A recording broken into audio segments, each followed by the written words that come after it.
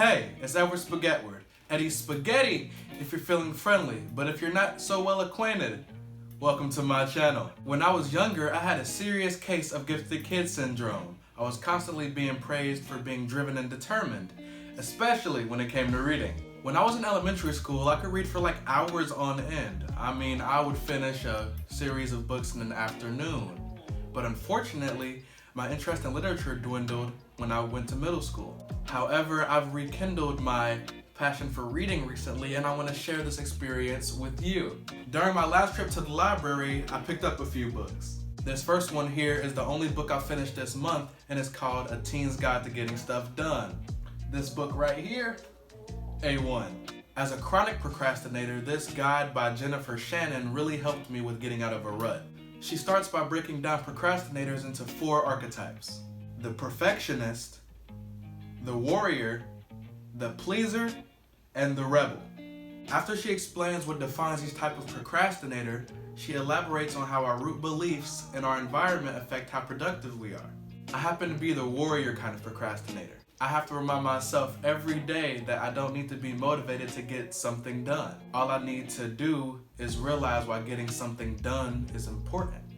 If you're a procrastinator like me, I strongly recommend this book, 10 out of 10. The next book I checked out is called The Black Kids by Christina Hemmings Reid. This is a novel following the story of Ashley Bennett, a wealthy black teenager living in 1992 Los Angeles in the midst of the Rodney King riots. I haven't gotten that far in the book yet. I'm just now getting to the part where the riots begin, but I can confidently say that this book is hard to put down.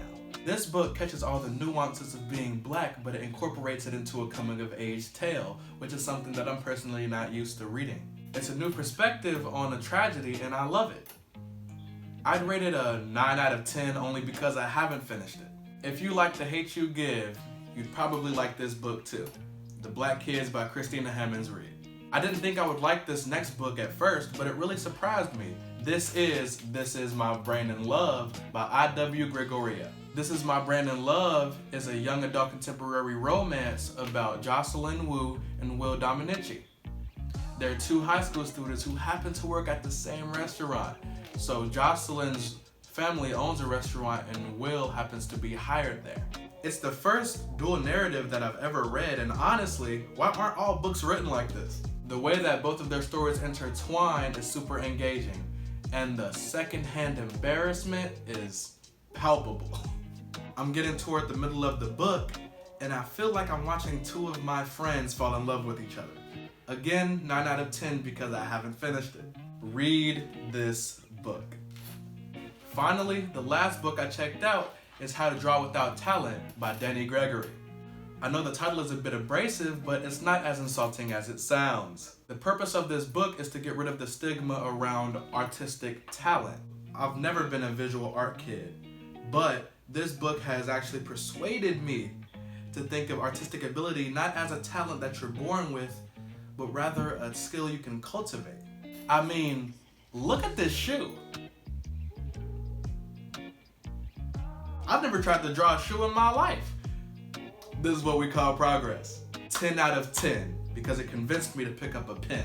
These are all the books that I checked out this month, and links to all of them will be in the description of this video. I hope that this video inspired you to pick up some books at your local library, and that reading will become a part of your daily routine too. Peace. Thanks for watching the video. If you liked this video, make sure to like this video and subscribe for more studying content. See ya!